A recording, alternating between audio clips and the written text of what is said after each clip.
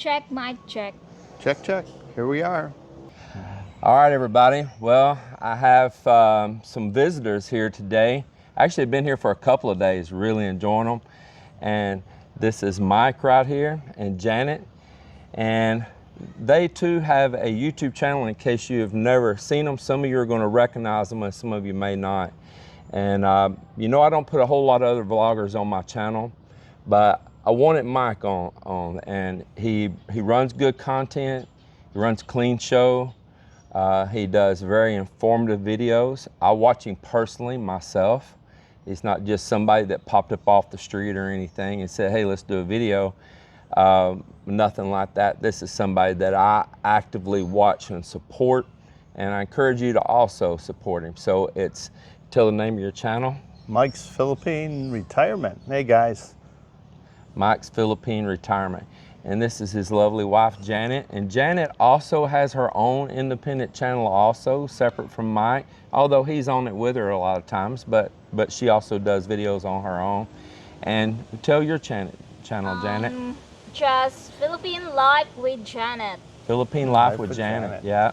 And so you want to support Janet, we really appreciate that as well.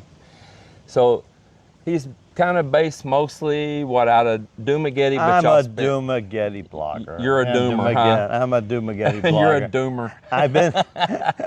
I've been in Cebu a little bit. I wanted to check it out. We stayed there off and on for the last year. You know, we rented a condo up there for 6 months. So I was kind of curious about that myself, following with you of what was going on. So you were in Dumaguete, and then you went to Cebu, and so you stayed there for a while, but you decided your home was really more back to Dumaguete. We never gave up our home in Dumaguete. Okay. And we took a 6-month lease on a condo because it was cheaper than paying the hotel every time we would go up there to visit, going out to eat all the time. So the overall expense, as a business end of it, it was cheaper for us to rent a condo. We were paying 21,000 pesos a month. So you had a little duality going on there for a while. We'd stay up there for 2 weeks and come back to Dumaguete. You know, Janet, our son, goes to school in Dumaguete, and Dumaguete's her hometown.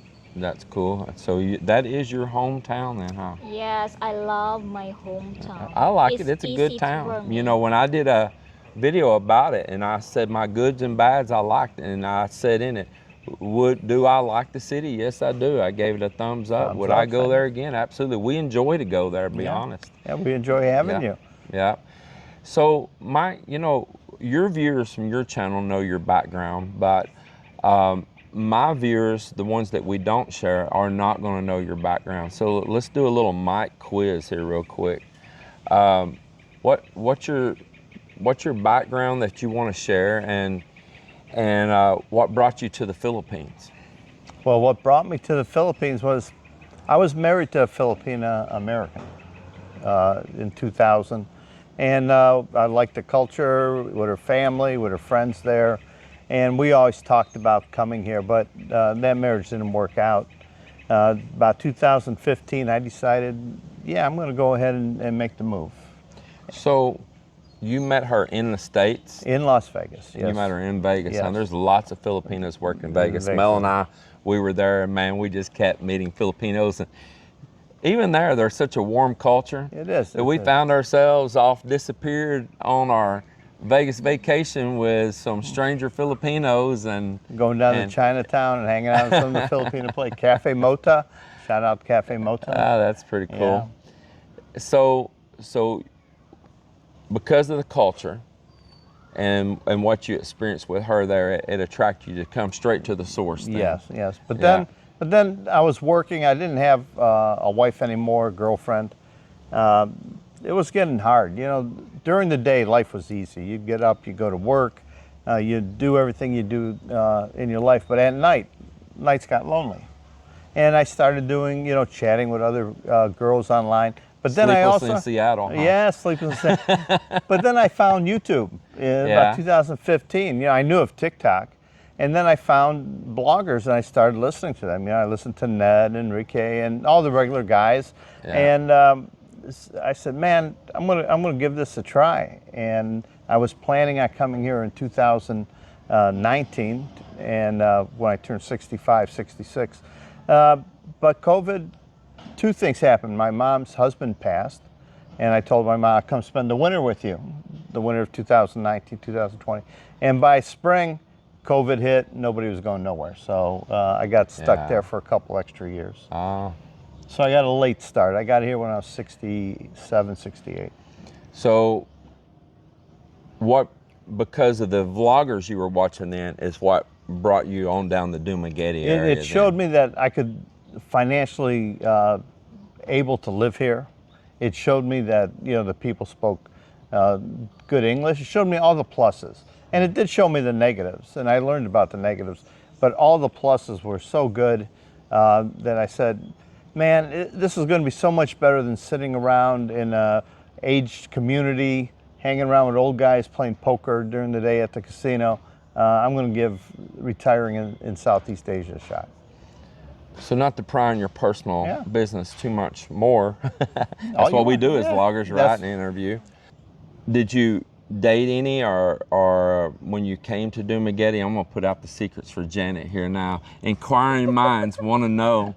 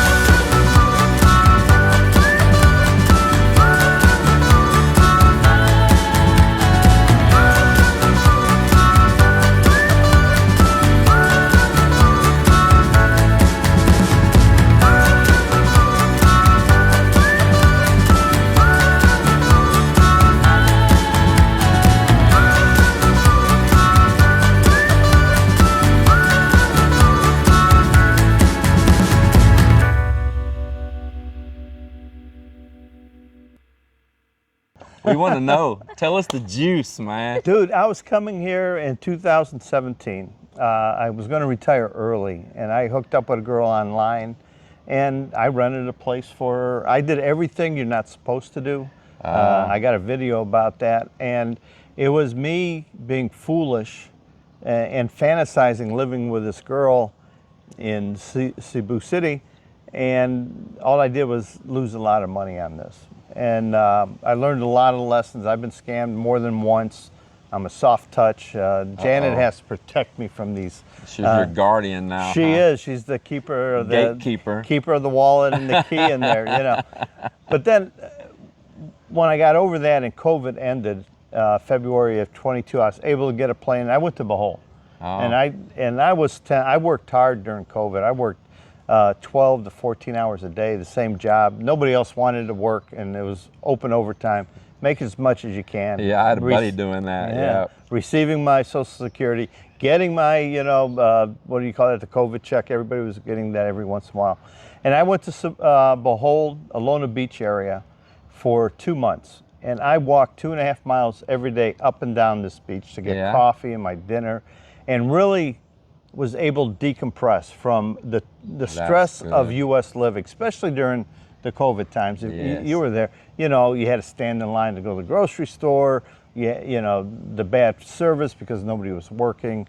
And once I was able to get to Behold and walk, and slowly I just started getting into a very relaxing mode. Yeah. And I would send videos of this walk to old coal workers and friends, and they go, "Mike, you're living in paradise." I go, "Yeah, you better believe it." But after 6 weeks, it got old, dude. Walking the same beach to the same coffee shop, passing the same 20 people, I decided to give Dumaguete a try. Ah. So that's what got you Dumaguete, but you circumvented the juice. It was all the girls, man. There were 4 or 5 girls that I knew in Behold that I chatted with, and 4 or 5, the blonde girl, the blonde girl. Wow. And even we're digging it in deep right here. Let's see here. We got him sandwiched up here right now. Janet and I do. We're putting the squeeze on him. There's another girl that I dated, and Janet knows her. They chat back and forth, and I came to the Philippines for companionship for girls. Yeah. I could have lived in the States financially, but it wasn't the dating scene I wanted. It wasn't the life I wanted anymore. I understand. But I came to Dumaguete because of the bloggers. Yeah. And it was just a short ferry ride away. It was just a 2-hour ferry ride, and I checked it out. Did you meet her through chat? You still had never got to that answer, Well, I'll get there. So here, I'm in Dumaguete. I decided, I love Dumaguete. It's cheaper, it's nicer, there's more to do. Moving from a small spot in Behold to Dumaguete.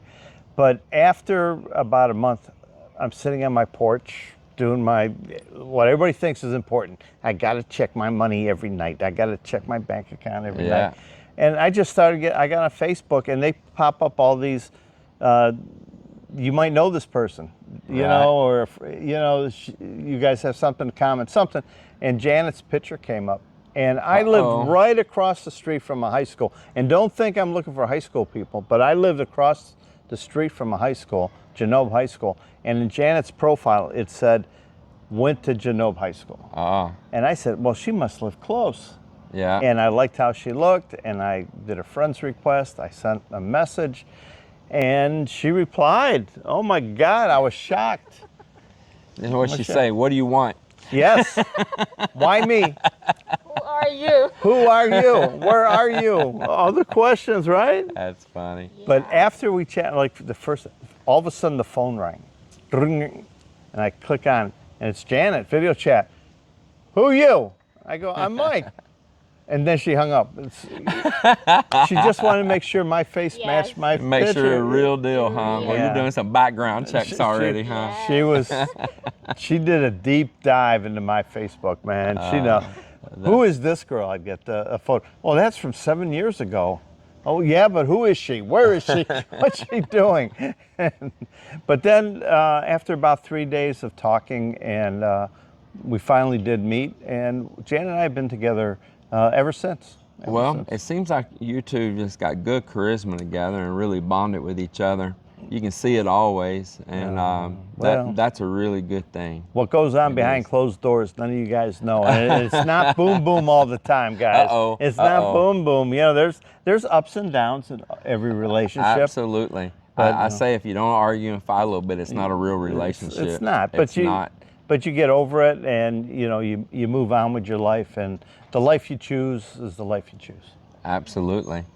And what brought you to decide to be a YouTuber? Everybody bring your life online. I mean, just kind of summarize just a little bit on it. During COVID in New Mexico, everybody's information was old, and nothing against these people, but they came to the Philippines before COVID. Mm-hmm. And the way to get here and the things you did were different than what you had to do during COVID or right after COVID. So I wanted to, I said, let me just blog the stuff I'm going through, trying to get the SRRV visa and getting things apostilled. And everything was hard, and so I didn't do it. I didn't do the YouTube channel, but I wanted to. And once we were together, we had a friend who wanted to rent a house, and they weren't in the country. So we asked a real estate friend of ours, Carol, and she took us around to some rentals she was doing, and we would video those. And I had no way to send him the whole file. I'm not computer literate. I said, I'll put on this old YouTube channel that I started. Yeah. And after about 7 or 8 of these videos, we had one that just popped. 167,000 views. Oh, wow. It was the worst video I ever made. I didn't even watch it for 10 seconds. It was terrible. They say your first 10 videos you're gonna hate. You hate. I used to hold the camera and it was like this. And the main comment I would get is, my God, I'm seasick. Get a gimbal or something. 'Cause I'd be walking and the camera would be going up and down. But it got it monetized. And Janet and I started. And we started like everybody else, grassroots. 1 viewer at a time, 1 subscriber at a time. Amen. I go back and see my old stuff now, and I'm like, oh my God. That's terrible. I don't want to see that. But I remember we would get up and we had the table outside where we were living, and we would have our coffee and everyone would flip it up. All right, let's see what we did last night. We had 10 subscribers. Janet, we got 11 subscribers now. We got 11, 1 more. Yeah. And oh, that's my sister. That's funny. Hey everybody, if you're enjoying the content that you're watching right now, give us a thumbs up, write a comment down below, and if you haven't already done so, please subscribe and help us bring those numbers up.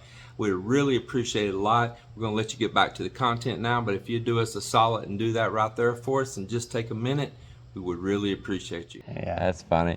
So, seems like you've carved out a good little life and everything for yourself right here in the Philippines, and you got your motorcycle y'all travel around on? We travel around too much, but we enjoy it. Traveling is what we like. And to this YouTube, everybody talks about, oh, broke expat, and they need to go and do YouTube so they can supplement their income because they have no money.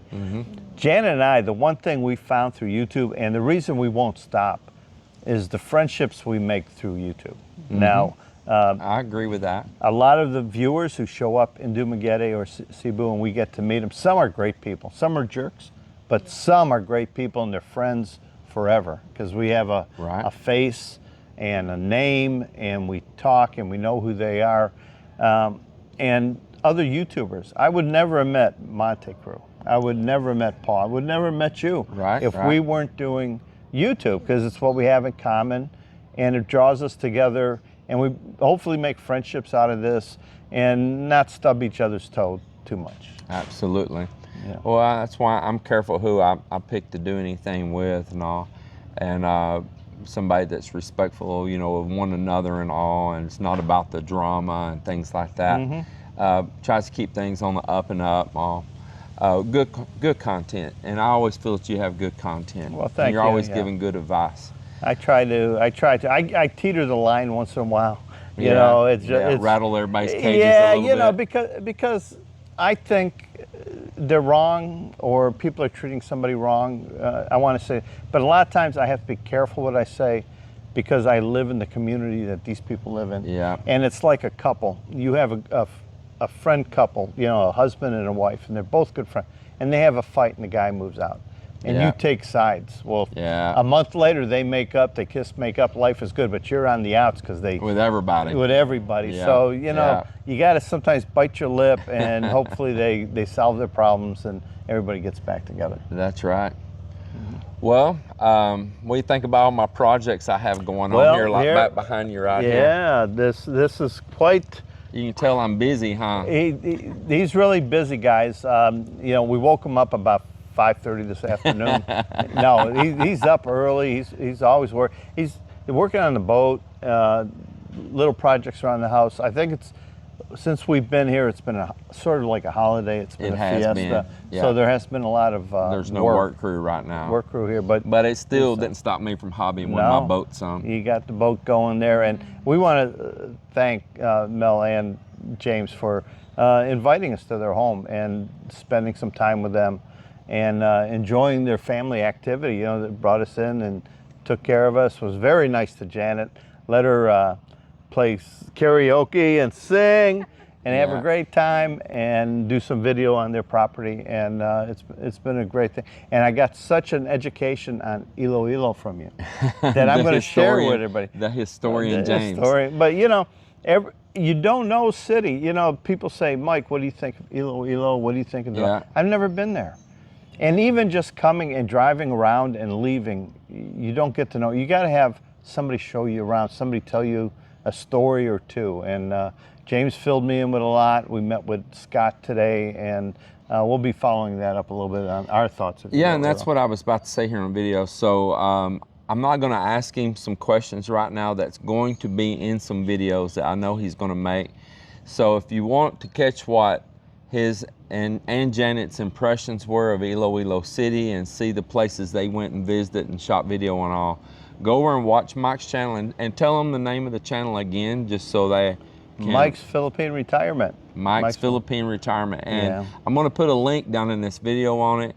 And again, Janet, repeat on yours also. And Philippine Life with Janet. Philippine Life with Janet. Rentals. It's a cute channel. Yeah.